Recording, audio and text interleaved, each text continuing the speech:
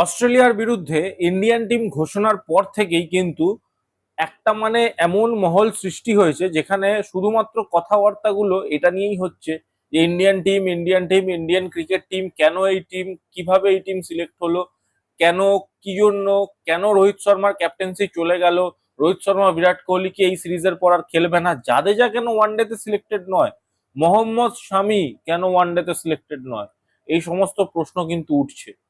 এবং মানে একদম ঠিকঠাক, এই ব্যাপারটা একদম ঠিকঠাক যে সবাই প্রশ্ন তুলছে, কারণ প্রশ্ন তোলার মতনই কাজ হয়েওছে। এই কথাটা যে বলছি, প্রশ্ন তোলার মতনই কাজ হয়েছে, ইন্ডিয়ান টিম যখন সিলেক্ট করেছে প্রশ্ন তোলার মতনই কাজ হয়েছে। এবং কিছু কিছু যে বক্তব্য ইন্ডিয়ান ম্যানেজমেন্ট থেকে যখন টিম সিলেকশন হয় তখন যে সিলেক্টরদের তরফ থেকে আসে কিছু কিছু বক্তব্য, সেইগুলোর বিষয়েও কিন্তু কিছুটা আলোচনা হয়, আলোচনার দরকার আছে। সেই জন্যই আজকের এই ভিডিওটা আমি বানাচ্ছি। কারণ প্রথম থেকে একদম শুরু করা যাক। ইন্ডিয়ান টিম ঘোষণা হলো অস্ট্রেলিয়ার বিরুদ্ধে অস্ট্রেলিয়ার মাটিতে ওয়ানডে এবং টি-20 সিরিজ খেলার জন্য। ওয়ানডে এবং টি-20 টিমটা আলাদা আলাদা, সেটা স্বাভাবিক। টি-20 টিমে কিছু প্লেয়ার আলাদা থাকবে, ওয়ানডে টিমে কিছু প্লেয়ার আলাদা থাকবে, এটা স্বাভাবিক। স্বভাবতই টি-20 থেকে রিটায়ারমেন্ট নিয়ে নিয়েছে রোহিত শর্মা, বিরাট কোহলি, সো তারা টি-20 টিমে কখনোই খেলতে পারবে না, এটা আমরাও জানি। কিন্তু ওয়ানডে থেকে তারা রিটায়ারমেন্ট নেয়নি, এবং ওয়ানডে তে যে তারা সিলেক্ট হবে এটা আমরা জানতাম। এবং সত্যি বলতে কি, ইন্ডিয়ার 90% পপুলেশন মানুষ জানতো যে রোহিত শর্মা যদি সিলেক্টেড হয়, রোহিত শর্মা এজ আ ক্যাপ্টেনই সিলেক্টেড হবে। রোহিত শর্মার যে ক্যাপ্টেন্সিটা চলে যাবে এই বিষয়টা কিন্তু কেউই জানতো না। এটা কিন্তু একদম সাডেন জিনিস ছিল। টিম অ্যানাউন্স হলো, এবং টিম অ্যানাউন্সমেন্টের পরে সিলেক্টরদের তরফ থেকে যে কথাগুলো এসছে যে এবার থেকে যে টিম সিলেক্ট হবে সব মেরিটের ওপর, ফর্ম যে হয় ফর্মের মেরিটের ওপর বেস করে সিলেকশন হবে। তো আমি একটা প্রশ্ন করতে চাই টিম ইন্ডিয়ান সিলেক্টরদের, যে এতদিন কি যে টিমটা সিলেক্ট হতো সেটা ফর্মের মেরিটের ওপর বেস করে হতো না? এতদিন কি অন্যরকম কিছু সিস্টেম ছিল নাকি যার বেসিসে টিমটা সিলেক্ট হতো? ফার্স্ট তো এই কথাটা থাকছেই, একটা খটকা টাইপের যে মেরিটের বেসে এখন হঠাৎ বলে লাভ কি, এটা তো সারা জীবন এরামই হয়ে এসছে, নতুন করে তো কিছু হচ্ছে না। এবার যদি মেরিট নিয়ে কথা হয়, ফর্মের মেরিট, এবার আমি একটা মেরিট নিয়ে ছোট কথা বলতে চাই। এই যে জানুয়ারি 2025 বর্ডার গাভাস্কার ট্রফি চলছিল, সেই সময় শুভমান গিল একটা ম্যাচে, বর্ডার গাভাস্কার ট্রফির একটা ম্যাচে শুভমান গিল ড্রপও হয়েছিল অস্ট্রেলিয়ার মাটিতে। সো তারপরে কোন মেরিটের বেসে শুভমান গিল প্রত্যেকটা যে আছে, ফরম্যাট আছে খেলার, ওয়ানডে হোক, টেস্ট হোক বা টি-20 হোক, ক্যাপ্টেন্সি পাচ্ছে? এইটা কিন্তু একটা প্রশ্ন। এটা প্রশ্ন শুভমান গিলকে আমি কোনোভাবে হেট করি বা শুভমান গিলের ওপর আমি কিছু খারাপ ভাবছি সেটা নয়। মেরিট যে কথাটা উঠছে সেই মেরিটের বেসেই আমি বলছি যে জানুয়ারি 2025-এর পরেই তো শুভমান গিলকে হঠাৎ করে লিডারশিপ রোলে আনা হয়, যেখানে শুভমান গিলের ফর্মও খুব একটা ভালো ছিল না। অস্ট্রেলিয়ার মাটির কথাটা ভেবে দেখুন, কিন্তু শুভমান গিল তারপর ইংল্যান্ডে গিয়ে টেরিফিক পারফরমেন্স করেছে, সেই নিয়ে কোনো কথাই হওয়ার কথা নয়। কিন্তু শুভমান গিল যখন অস্ট্রেলিয়ার মাটিতে ছিল এবং ওই সময় যখন সে টিম থেকে ড্রপ হয়েছিল একটা ম্যাচে, সেইখানে তারপরেই কিন্তু তাকে ওয়ানডে টিমের ভাইস ক্যাপ্টেন বানানো হয়। এটা কিন্তু মাথায় রাখতে হবে যে ওয়ানডে টিমের যে সে ভাইস ক্যাপ্টেন্সিটা পায় সেটা কিন্তু তারপরেই পায়। সেই সময় কোন মেরিট কাজ করেছিল, এটা কিন্তু একটা জানার একটা প্রশ্নবোধক চিহ্ন থেকেই যায় এটার জন্য। সেকেন্ড মেরিট যেটা আমাকে বলতেই হচ্ছে সেটা হলো, আপনারা রিসেন্ট টাইমে লক্ষ্য করে দেখেছেন ইন্ডিয়া ভার্সেস ওয়েস্ট ইন্ডিজের এই টেস্ট সিরিজটা ছাড়া বাকি আপনারা রিসেন্ট টাইমের প্রত্যেকটা টিমে লক্ষ্য করে দেখেছেন একটা প্লেয়ার কিন্তু খুব কমন। সেই কমন প্লেয়ারটার নাম হচ্ছে হর্ষিত রানা। হর্ষিত রানা প্রত্যেকটা ফরম্যাটে, বিশেষ করে হোয়াইট বলে, সে কিন্তু সিলেক্টেড। টি-20 হোক বা ওয়ানডে হোক, সব ফরম্যাটে কিন্তু সে সিলেক্টেড। তো এই জায়গায় দাঁড়িয়ে আমার একটা প্রশ্ন, যে মেরিটের বেসিসে যখন টিম সিলেকশন হচ্ছে, হর্ষিত রানা অনেক আগে কিন্তু চান্স পাচ্ছে আর্শদীপ সিং এর মতো বোলার। আর্শদীপ সিং যে কিনা টি-20-তে সবচেয়ে ভালো ইন্ডিয়ার বোলার এখন কারেন্ট টাইমে। জাসপ্রীত বুমরা তো সব সিরিজ খেলেন না, বাট জাসপ্রীত বুমরার অনুপস্থিতিতে আর্শদীপ সিং হচ্ছে ইন্ডিয়ার second best bowler, first bowler. তো সে যেখানে চান্স তৈরি করতে পারছে না এক একটা টিমে, সেই জায়গায় কিন্তু হর্ষিত রানার চান্স হচ্ছে। এবং হর্ষিত রানা কিন্তু অলমোস্ট আমরা 3 ফরম্যাট প্লেয়ার বলতে পারি, শুভমান গিলের পরে যার জায়গাটা একদম ফিক্সড সেটা কিন্তু আমরা হর্ষিত রানাকেই বলতে পারি 3টে ফরম্যাটে। এইখানে কোন মেরিট কাজ করছে? কারণ হর্ষিত রানার কোনো যে খুব স্প্লেন্ডেড পারফরমেন্স আমরা দেখেছি সেটা কিন্তু নয়। অবশ্যই সে আইপিএল 2024-এর যে সিজনটা ছিল সেই সিজনে খুব ভালো ফলাফল করেছিল, তার বোলিং খুব ভালো ছিল, কিন্তু 2024-এর আইপিএল এর পর 2025-এর গোটা আইপিএল বেরিয়ে গেছে এবং তারপর থেকে একটা লম্বা সিজন চলছে, কিন্তু তার থেকে সেই রকম এক্সপেক্টেড পারফরমেন্স কিন্তু আমরা দেখতে পাচ্ছি না। যদিও আমার মনে হয় সিলেক্টররা এখানে কোথাও গিয়ে হার্ষিত রানার এই ব্যাপারটা না দেখে তাকে কিন্তু চান্স দিচ্ছে on the basis of merit IPL 2024, যেখানে সে ভালো পারফরমেন্স করেছিল। তারপর প্যাচে একটা দুটো ম্যাচে কিন্তু তার থেকে পারফরমেন্স এসছে, কিন্তু মেজরিটি যে সে এইরকম ভাবে প্রত্যেকটা টিমে চান্স পাচ্ছে সেই রকম পারফরমেন্স কিন্তু আমি অন্তত তার থেকে লক্ষ্য করিনি। আমি জানি না, এতে আমি ভুলও হতে পারি, বাট আমি লক্ষ্য করিনি। তো কোন মেরিট কাজ করছে এটাও আমার ঠিক বোঝা গেল না। রোহিত শর্মার ক্যাপ্টেন্সির ব্যাপারে যেটা বলার ছিল, রোহিত শর্মার ক্যাপ্টেন্সি থেকে মানে করা, এটা কিন্তু দুটো পার্সপেক্টিভ আছে। ফার্স্ট পার্সপেক্টিভটা যদি আমি দেখি, যে ইন্ডিয়ান টিম ম্যানেজমেন্ট যে থিওরিটা দিচ্ছে বা কথাটা যেটা বলছে, যে রোহিত শর্মা বা বিরাট কোহলি এরা কেউই সেইভাবে মানে কমিউনিকেশনে নেই যে 2027 বিশ্বকাপ তারা খেলবে কি খেলবে না ইন্ডিয়ার হয়ে। তো এইবারে ইন্ডিয়ার হয়েই ডেফিনেটলি খেলবে। তো ইন্ডিয়ার হয়ে তাদের যে 2027-এর বিশ্বকাপটা তারা অংশগ্রহণ করবে কি করবে না সেইটার কোনো ক্লিয়ার কমিউনিকেশন তারা টিম ম্যানেজমেন্টকে দেয়নি। এবং স্বাভাবিক ব্যাপার, এটা এই লজিকটা কিন্তু যুক্তি আছে যে যেহেতু রোহিত শর্মা বিরাট কোহলি দুজনেই টেস্ট থেকে রিটায়ার করে গেছে এবং বিরাট কোহলি রোহিত শর্মা দুজনের টি-20 ফরম্যাটও খেলেন। তো শুধুমাত্র একটা ফরম্যাট ওয়ানডে, যেটা খুব কম খেলা হয় আজকের দিনে, বাইলেটারাল সিরিজ ওয়ানডেতে খুব কম হয়।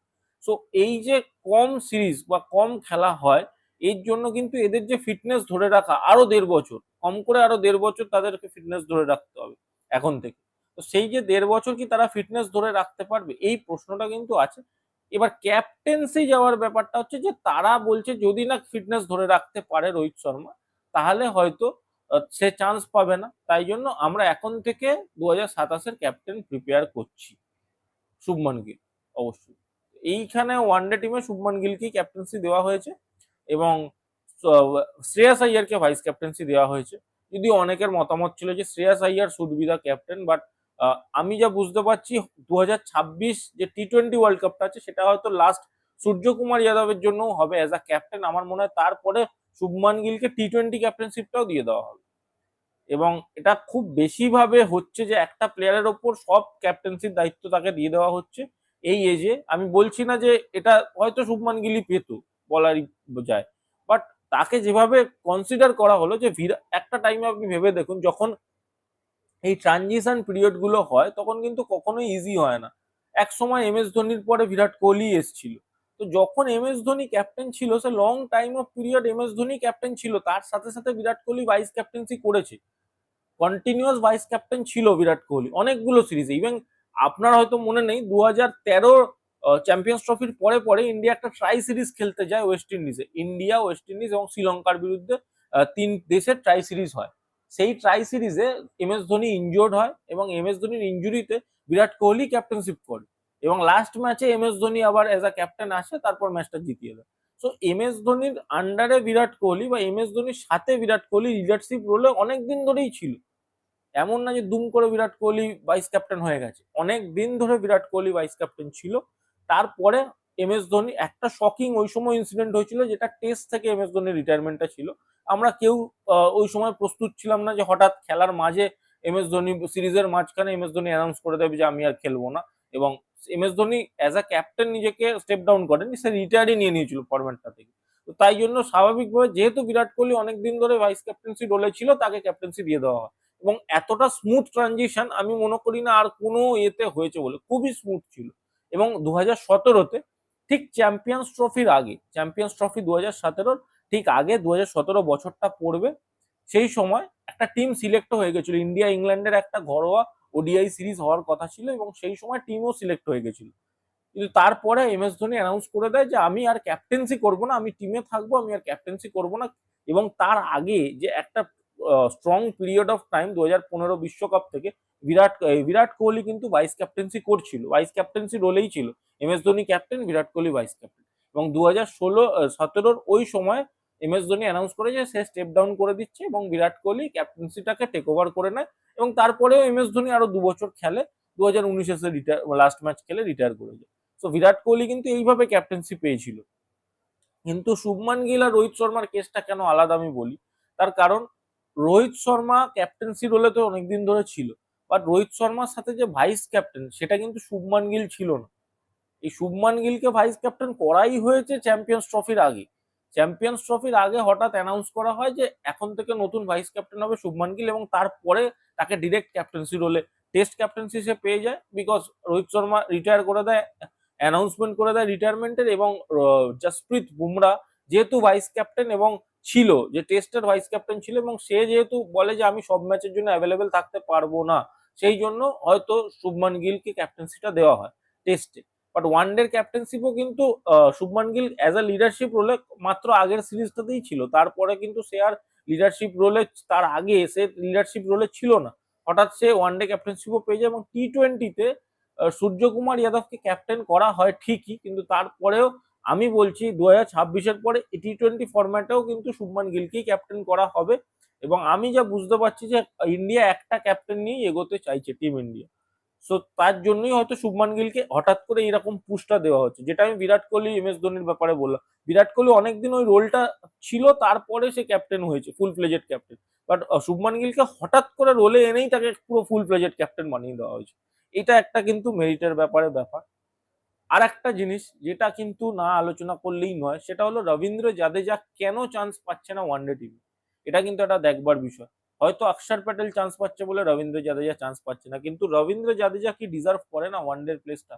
তার পারফরমেন্স তো খারাপ নয়, সে যথেষ্ট ভালো পারফরমেন্স করেছে, চ্যাম্পিয়ন্স ট্রফিতেও তার পারফরমেন্স ভালো, তার বোলিং ভালো, সে এখনো গান ফিল্ডার। যেখানে টেস্টে ইংল্যান্ডের মতো মাটিতে গিয়ে রবীন্দ্র জাদেজা রীতিমতো আগুন পারফরমেন্স দিল, দু তিনটা ম্যাচ বাঁচিয়ে দিল একার দায়িত্বে। তো সেই রবীন্দ্র জাদেজা কি ওয়ানডেতে একটা প্লেসও ডিজার্ভ করে না? এটা কিন্তু সত্যি করে একটা ভাববার বিষয়। রবীন্দ্র জাদেজা কেন ওয়ানডে থেকে ড্রপ হয়েছে, এই প্রশ্নটা কিন্তু থেকেই যাচ্ছে। আর একটা প্রশ্ন যেটা থেকেই যাচ্ছে সেটা হচ্ছে মোহাম্মদ শামি। হোয়ার ইজ মোহাম্মদ শামি? আপনাদের কিন্তু এটা জিজ্ঞাসা করতে হবে, মানে সব জায়গা অনেকে লিখছে where is Mohammad Shami. Mohammad Shami team থেকে অনেকদিন ড্রপ ছিল, 2023-এ সে একটা নায়ক ছিল। আমি বলতে পারি বিরাট কোহলি যদি ব্যাট হাতে নায়ক থেকে থাকে 2023-এর বিশ্বকাপে, তাহলে মোহাম্মদ শামি বল হাতে নায়ক ছিল। বুমরা, মোহাম্মদ সিরাজ থাকা সত্ত্বেও মোহাম্মদ শামি একটা স্ট্যান্ড আউট পারফরমেন্স দিয়েছিল। সে যেরাম বোলিং করেছিল 2023-এর বিশ্বকাপে, মানে একাই মনে হচ্ছিল ইন্ডিয়া টিমকে জিতিয়ে দেবে ওয়ার্ল্ড কাপ। সেই প্লেয়ারটা তারপরে একটা সার্জারিতে যায়, এবং সার্জারির পর থেকে তাকে ইন্ডিয়া টিমে চান্সই দেওয়া হচ্ছে না। সে যখন চান্স পেলো এই বছরের শুরুর দিকে, আপনারা দেখবেন একটা টি-20 সিরিজে সে চান্স পেলো, এবং তারপর চ্যাম্পিয়ন্স ট্রফিতেও চান্স পেলো, এবং চ্যাম্পিয়ন্স ট্রফিতে একমাত্র সিঙ্গেল ফাস্ট বোলার হিসাবে সে কিন্তু ইন্ডিয়া টিমে খেলছিল, এবং 9টা উইকেটও সে নিয়েছে চ্যাম্পিয়ন্স ট্রফিতে। তারপরে আবার সে ড্রপ। কেন ড্রপ, কি জন্য ড্রপ, এগুলোর কিন্তু কোনো কোয়েশ্চেন অ্যান্সার হচ্ছে না। এবং তার কি কোনো ইনজুরি আছে সেটারও কিন্তু কোনো ক্ল্যারিটি পাওয়া যাচ্ছে না। টেস্ট টিমে সে কন্টিনিউয়াসলি চান্স পাচ্ছে না, টেস্ট টিমে তাকে তার কোনো চান্সই নেই। মানে এমন একটা বিহেভিয়ার ইন্ডিয়ান টিম করছে যে টেস্ট টিমে যেন সে মোহাম্মদ শামি টেস্ট কোনোদিন খেলেই। তো মোহাম্মদ শামিকে টেস্ট টিমে আনাই হচ্ছে না, তো ফিটনেসের ইস্যু বলা হচ্ছে।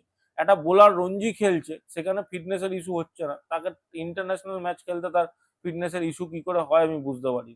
ফিটনেসের ইস্যু বলে তো খেলানো হচ্ছে না মোহাম্মদ শামিকে। সো দেখা যাক মোহাম্মদ শামি কবে কামব্যাক করে, আদৌ কি কামব্যাক করতে পারে। আমরা হয়তো অনেকেই বিরাট কোহলি, রোহিত শর্মা এই খবরগুলোর জন্য আমরা হয়তো মোহাম্মদ শামিকে অনেকেই ইগনোর করছি, বাট সত্যি কি সেটা করা উচিত? যেভাবে আমরা একটা দুটো প্রেস কনফারেন্স দেখেছিলাম, বর্ডার গাভাস্কার ট্রফি মনে করুন, সেখানে রোহিত শর্মার একটা স্টেডিয়ামে দাঁড়িয়ে প্রেস কনফারেন্স, যে আমি টেস্ট থেকে রিটায়ারমেন্ট নিচ্ছি না, আমি নিজেকে ড্রপ করেছি কারণ ফর্মে নেই, 5 মাস পর যে আমি ফর্মে ফিরবো না তার কোনো গ্যারেন্টি নেই। রোহিত শর্মা বলেছিল, তারপর রোহিত শর্মা নিজেই রিটায়ারমেন্ট অ্যানাউন্স করে দিল। হয়তো সিলেক্টররা তাকে বলেছে তোমাকে আর, তোমার জায়গাটা হয়তো আর টেস্ট টিমে হচ্ছে না, তাই। অথবা নইলে আপনি ভেবে দেখুন রোহিত শর্মা, বিরাট কোহলির কি দায় পড়েছিল বর্ডার গাভাস্কার ট্রফির পরে রঞ্জি ম্যাচ খেলার? কি দায় পড়েছিল? তারা তো খেলেছে, তাদের টেস্ট খেলার হয়তো ইচ্ছা ছিল, but somehow for the reason তারা দুজনেই রিটায়ার করে যায়। যে সিচুয়েশন এবার ওয়ানডে নিয়ে শুরু হয়েছে, আমি খুব অবাক হব না যদি বিরাট কোহলি এবং রোহিত শর্মা তাদের ইচ্ছে, যেটা তাদের ইচ্ছে 2027-এর ওয়ার্ল্ড কাপ জেতা, এবং এটা কিন্তু রোহিত শর্মা নিজে একটা ইন্টারভিউতে বলেছে যে 2027 আমার ভালো মতো মাথায় আছে, সেই জন্যই আমি খেলছি। অ্যাজ আ ক্যাপ্টেন তার জেতার ইচ্ছা ছিল, এবং সে যদি এটা জিতে যেত তাহলে ইন্ডিয়ার MS ধোনির পরেই একটা এমন ক্যাপ্টেন চলে আসতো যে 3টে ICC ট্রফি জিতেছে। বাট সামহাও আমরা সেটা পেলাম না রোহিত শর্মার রূপে। এবং রোহিত শর্মা হয়তো অ্যাজ আ প্লেয়ার 2027 জিততেও পারে, বাট তাকে অ্যাজ আ ক্যাপ্টেন আমরা 3টে ওয়ার্ল্ড কাপ হোল্ড করতে দেখবো না, এটাই 3টে ICC ট্রফি হোল্ড করতে দেখবো না, এটাই একটা খারাপ লাগার বিষয়।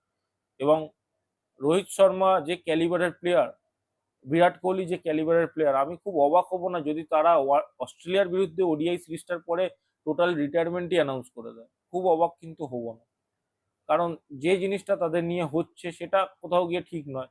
রোহিত শর্মা আর একটা দুটো সিরিজ কিন্তু ডিজার্ভ করতো, নিজের মন থেকে, মনকেও আমি বোঝাতে পারছি না যে রোহিত শর্মা ডিজার্ভ করতো না। যে মানুষটা নিজের লাস্ট ম্যাচে যেখানে ক্যাপ্টেন্সি করছিল সেখানে ইন্ডিয়াকে জেতায় এবং নিজে ম্যান অফ দ্য ম্যাচ হয়ে জেতায়, তারপরে সে সেকেন্ড ODI সিরিজটা আর পাইই না, সে ড্রপ, তার ক্যাপ্টেন্সি চলে যায়। তো এই লজিকটা আমার কোথাও গিয়ে কিন্তু মাথায় ঢুকছে না, একদমই ঢুকছে না। জানি না, আমি অনেক বেশি বকে ফেলেছি এই ভিডিওটাতে। আপনাদের কেমন লাগলো ভিডিওটা ডেফিনেটলি এই টোটাল সিনারিও নিয়ে কি ওপিনিয়ন কমেন্ট করে জানান। ভিডিওটা ভালো লাগলে লাইক করে দিন, এবং ক্রিকেট রিলেটেড নতুন নতুন কন্টেন্ট পেতে ডেফিনেটলি চ্যানেলটাতে সাবস্ক্রাইব করে দিন। এই বলে আমি ভিডিওটা শেষ করছি। ধন্যবাদ।